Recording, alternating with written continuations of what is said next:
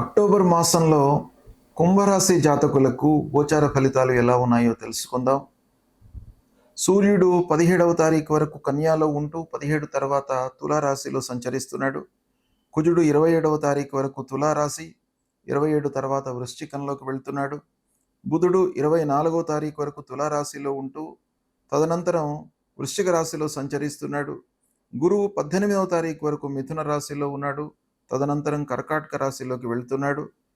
శుక్రుడు 9వ తారీఖు వరకు సింహరాశిలో ఉంటూ 9వ తారీఖు తర్వాత కన్యా రాశిలోకి ప్రవేశిస్తున్నాడు. శని మీనరాశిలో సంచరిస్తున్నాడు. రాహువు కుంభం, కేతువు సింహరాశిలో సంచరిస్తున్నారు. ఈ విధంగా ఈ 8 గ్రహాలు ఈ రాశుల్లో సంచరిస్తున్నాయి. అయితే కుంభరాశి వారికి ఈ గ్రహాలు ఏ స్థానాలలో ఉన్నాయి అనే విషయాన్ని మనం చూసినట్టయితే, సూర్యుడు అష్టమ భాగ్యస్థానాలలో సంచరిస్తున్నాడు. ఇది ప్రతికూలంగా ఉంది. కుజుడు 9వ స్థానం ప్రతికూలంగా ఉన్నాడు. బుధుడు భాగ్య దశమ స్థానాలలో అనుకూలంగా ఉన్నాడు. గురువు 18వ తారీఖు వరకు పంచమ స్థానంలో అనుకూలంగా సంచరిస్తున్నాడు. తదనంతరం షష్టమ స్థానంలో ప్రతికూలంగా ఉన్నాడు. శుక్రుడు 9వ తారీఖు వరకు సప్తమంలో ప్రతికూలంగా ఉన్నాడు. తదనంతరం అష్టమ స్థానంలో అనుకూలంగా ఉన్నాడు. శనీశ్వరుడు 2వ స్థానంలో ఏలినాటి శని ప్రతికూలంగా ఉన్నాడు. రాహువు జన్మస్థానం, కేతువు సప్తమ స్థానంలో ప్రతికూలంగా ఉన్నారు. ఈ విధంగా ఈ ముఖ్యమైనటువంటి గ్రహాలు ఈ స్థానాలలో సంచరిస్తున్నాయి. వీటిని దృష్టిలో పెట్టుకున్నట్టయితే ఓవరాల్గా మనకు ఈ మాసంలో గ్రహస్థితి మిశ్రమంగానే ఉంది. కొన్ని గ్రహాలు 18వ తారీఖు వరకు గురువు అనుకూలంగా ఉన్నాడు. శుక్రుడు 9వ తర్వాత అనుకూలంగా ఉన్నాడు. బుధుడు అనుకూలంగా ఉన్నాడు. కనుక తాత్కాలికంగా అనుకూల ఫలితాలు ఉన్నప్పటికీ ఓవరాల్గా మనం చూసినట్టయితే మిశ్రమ ఫలితాలే ఎక్కువగా గోచరిస్తున్నాయి. అయితే ప్రారంభించినటువంటి పనులు సకాలంలో మట్టుకు పూర్తి అవుతాయి. కనుక అది కొంతవరకు మనకు సంతృప్తిని ఇచ్చేటువంటి అంశం. పనుల లోపల అనుకూలత ఉన్నట్టయితే మనిషికి ఒక విధమైనటువంటి సంతోషము ఉంటుంది. అది మీకు ఈ మాసంలో ఉంది కాబట్టి తలపెట్టే ముందు ఇంకా కొంత మీరు ఆలోచించి ప్రారంభించినట్టయితే ఇంకా ఎక్కువ ఫలితం, అనుకూలత మీకు కలిగే అవకాశం ఉంది.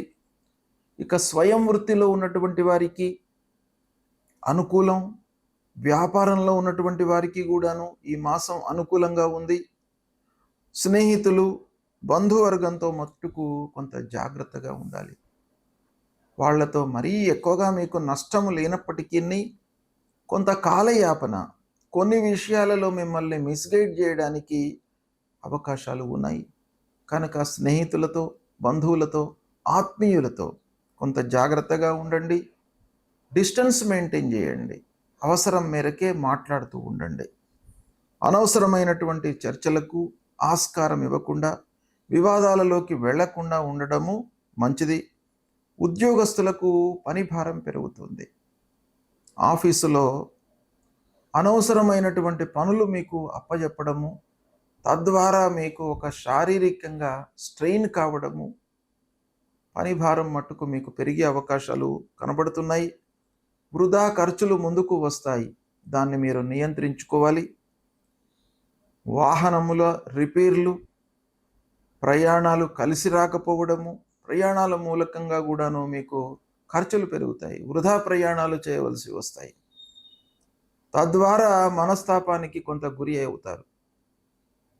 ఆర్థిక స్థితి అనుకూలించకపోవడంతో ముఖ్యమైన పనులలో కొంత జాప్యం కనబడుతుంది.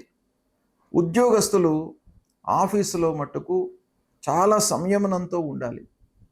అనవసరమైనటువంటి ద్వేషాలు, వైషమ్యాలు, గ్యాప్ ఏర్పడేటువంటి అవకాశాలు ఉన్నాయి. సహ ఉద్యోగులతో కానివ్వండి, అధికారులతో కానివ్వండి, క్లయింట్స్తో కానివ్వండి, మీకు కొన్ని ఇబ్బందులు కనబడుతున్నాయి. యాజమాన్యము, అధికారులు మీ పనితనాన్ని మట్టుకు గుర్తిస్తారు. అది ఒక రకంగా కొంత పాజిటివ్ కనబడుతుంది. అయినప్పటికీ మీరు అందరితో జాగ్రత్తగా ఉండడము మంచిది.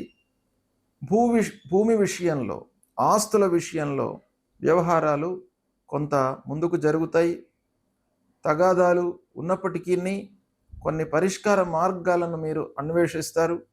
ఆత్మీయుల సహకారం లేకపోవడంతో కొన్ని ఇబ్బందులు, మనశ్శాంతి లోపిస్తుంది.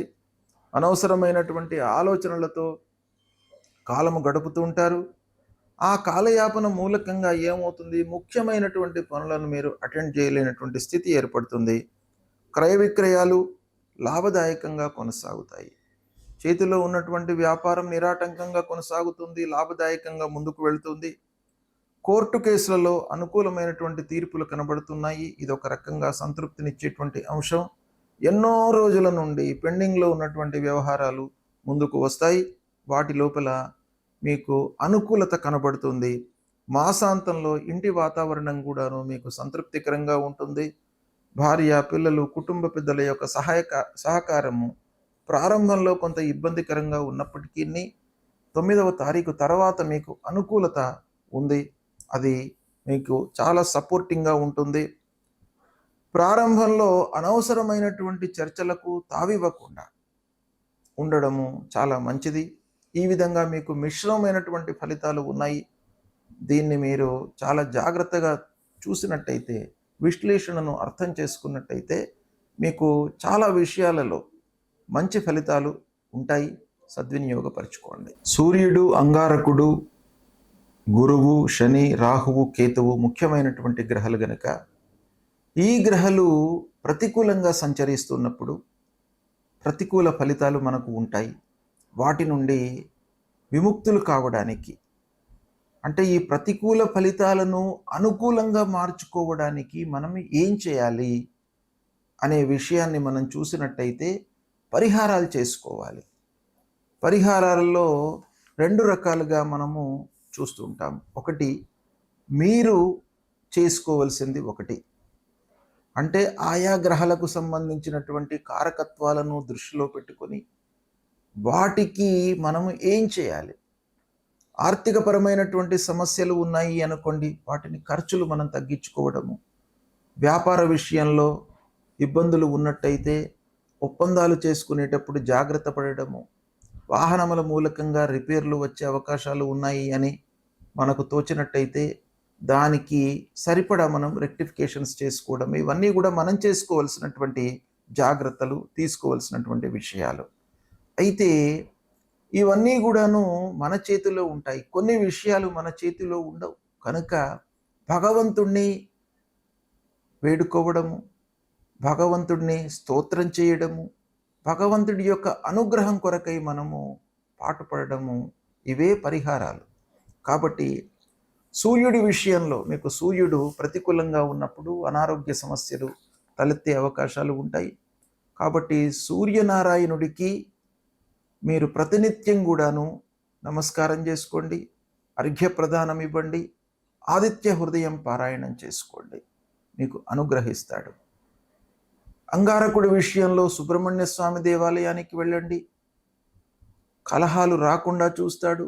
సాహసించి పనులు చేసినప్పుడు మనకు కొన్ని ఇబ్బందులు ఎదురవుతాయి, కానీ సాహసము చేయకుండా మనం పనుల లోపల సక్సెస్ రేట్ అనేది ఉండదు. కాబట్టి ఆ రెండిటిని కూడాను సమతుల్యంగా ఉంచడానికి అంగారకుడి యొక్క అనుగ్రహం కావాలి.